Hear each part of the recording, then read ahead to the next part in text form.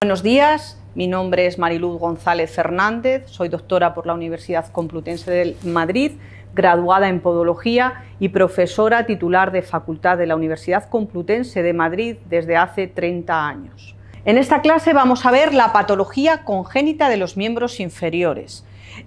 Vamos a hacer un repaso desde la patología congénita fundamental a nivel de cadera.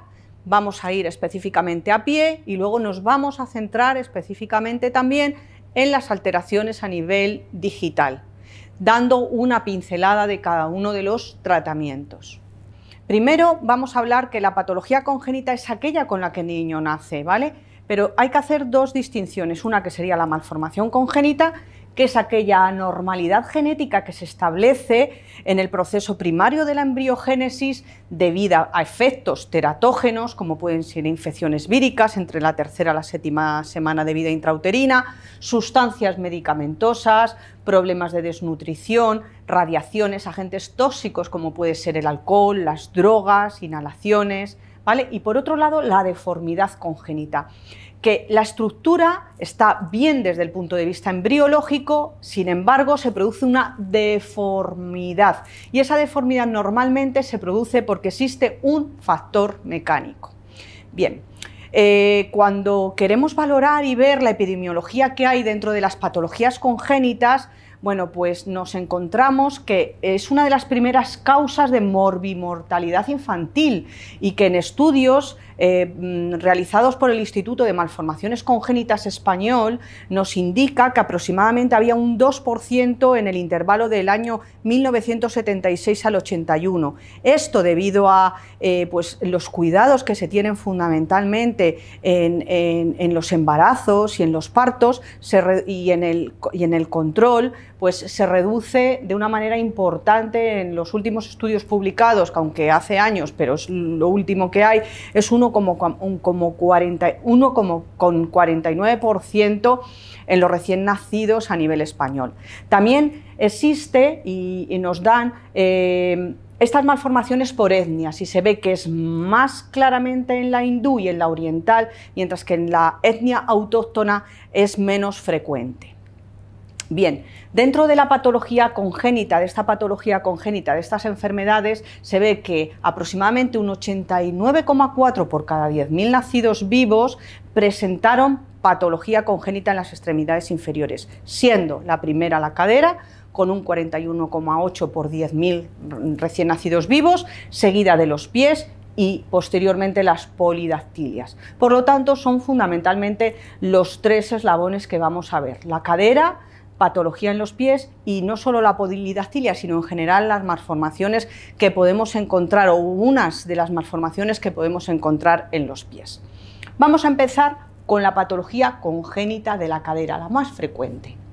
Bien, para ello tenemos que establecer unos conceptos. Displasia. ¿Qué es la displasia? Pues es la falta de maduración de las estructuras esqueléticas y articulares. En especial en la cadera, pues tenemos que hablar de la displasia acetabular, que va a ser ese acetábulo poco profundo, ¿vale? Verticalizado. Esto está aceptado que no tiene por qué ser un trastorno primario, o sea que no tiene por qué el niño nacer con la verticalización del techo acetabular, sino que puede ser secundario a una presión excéntrica de la cabeza femoral. O sea, el niño nace con una verticalización que normalmente es mayor que la de un niño ya maduro, ¿vale? Y debido a que, por ejemplo, se faja el niño, se le pone una toquilla apretando caderas o una posición inadecuada o que es muy laxo, pues esa cadera lo que hace es que no recibe presiones ese acetábulo y se mantiene verticalizada, dando lugar a esa displasia. Bien, por otro lado tenemos el término subluxación, que sería la pérdida parcial de la relación articular. Por otro lado tenemos el concepto de cadera inestable o potencialmente luxable. Un concepto interesante, ¿por qué? Porque hay caderas que aparentemente son normales en el nacimiento, sin embargo son esas caderas que son inestables y que debido a lo que comentábamos antes, o unas posturas inadecuadas, o que el niño es muy laxo, o que hay algunos factores que no se han valorado a nivel ligamentoso, bueno, pues aparece esa luxación o subluxación en ese primer año de vida. y la cadera luxada, que es la pérdida completa de la relación articular. Bien, tenemos que saber que la luxación de cadera es dinámica, ¿vale?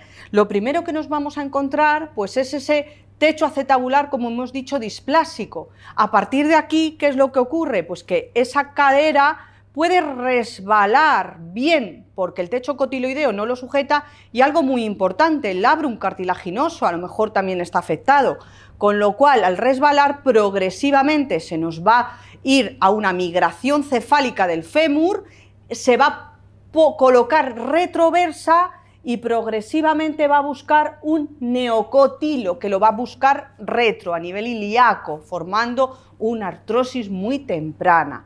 Y además el paleocótilo, el cotilo que era el que tenía que estar, se rellena de todo el tejido que queda replegado. Bien, esto es importante entenderlo, que la luxación de cadera va a ser un proceso dinámico y podemos pasar de una displasia a una luxación.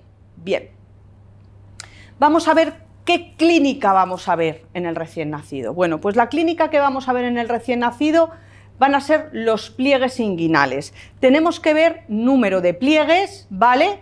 Y evidentemente profundidad de los mismos. De tal manera que si existe una migración cefálica, nos vamos a encontrar que vamos a tener un mayor número de pliegues en la cadera afectada. Y además, fijaos, como hemos dicho, que además de irse se nos va hacia retro, pues nos vamos a encontrar un mayor volumen en la zona donde está la afectación. Otra de las pruebas que vamos a hacer va a ser la limitación en el test de abducción. Tenemos un test de abducción positivo. Nos encontramos lactante de cúbito supino, caderas en flexión de 90 grados y provocamos una abducción de la cadera. En el recién nacido podemos llegar hasta 90 grados, aproximadamente al mes estamos entre 70, bueno, pues tenemos claramente una sospecha cuando llegamos a 60 grados y claramente una limitación o un test de abducción positivo cuando estamos en torno a 50-35 grados. ¿Por qué se produce esto? Porque existe claramente una retracción de la musculatura aductora. Bien, de tal manera que aquí en esta imagen lo que estamos viendo es mayor número de pliegues y claramente un test de abducción positivo, con lo cual la cadera afecta, vamos a encontrarla aquí. Seguimos. Otros de los test que vamos a encontrar es el test de Ortolani y el test de Barlow. En el test de Barlow, de cúbito lactante en decúbito supino, caderas flexionadas 90 grados, el explorador lo que va a producir es una aducción y va a desplazar ligeramente el fémur hacia abajo. En ese momento lo que se puede producir es, como vemos, que salga esa cadera hacia afuera, en esas caderas potencialmente luxables o inestables. Ojo, puede salir del todo o simplemente tocar el reborde, de tal manera que podemos oír un chasquido o simplemente notar el chasquido. Bien, y luego la otra prueba, que es la prueba de Ortolani. La prueba de Ortolani consiste en la maniobra contraria. Lo que hacemos es una abducción y con el dedo índice y anular empujamos el trocánter de tal manera que lo que se consigue es aquella cadera que está sublusada o luxada, introducirla dentro. Estas maniobras se hace una y la otra, evidentemente, y se mantiene en la cadera reducida. Bien. Otra de las pruebas que vamos a hacer es el test de Galeazzi o Alice, en el que lo que vamos a ver, lo que podemos observar, es que como hay una migración cefálica del fémur, nos va a parecer que el fémur afectado o la cadera afectada está claramente más corto. Y por último, el test de telescoping, que fundamentalmente en los niños que presentan una luxación, subluxación de cadera en el inicio, voy a poder hacer una tracción o una compresión del fémur y voy a tener un mayor recorrido. Por lo tanto, la clínica que me voy a encontrar en el recién nacido y solo en el recién nacido hasta aproximadamente los 3 meses es pliegues positivos, ¿vale? Solo los pliegues positivos no son patognomónicos, pero si me encuentro además un test de abducción, un ortolani y un Barlow positivo, un Galeazzi positivo y un telescoping positivo, es suficiente para tener una sospecha clara de patología en cadera, de subluxación, luxación de cadera, ¿vale? ¿Qué clínica voy a encontrar a partir de los 3 meses a los 6 meses? Pues fijaos, debido a que lógicamente se produce un acortamiento de la musculatura, ortolani y Barlow se van a negativizar, como va a pasar en el telescoping, también se van a negativizar, excepto en los niños muy prematuros o en los que son muy laxos. Pero sí vamos a seguir encontrando pliegues positivos, test de abducción positiva y Galeazzi positiva. ¿Y qué vamos a encontrar en el niño fundamentalmente en el andante? Pues que esos pliegues van a ser positivos y muy claros y evidentes, ese test de abducción va a estar clarísimo, ese Galeazzi también lo vamos a encontrar, ese ortolani Barlow va a seguir siendo negativo y por supuesto el telescoping por toda esa retracción que tenemos, pero vamos a tener un Trendelenburg positivo, ¿vale? Y si es bilateral, esa marcha en ánade o marcha de pato, fundamentalmente por toda la musculatura pelvitrocantérea, como entendéis.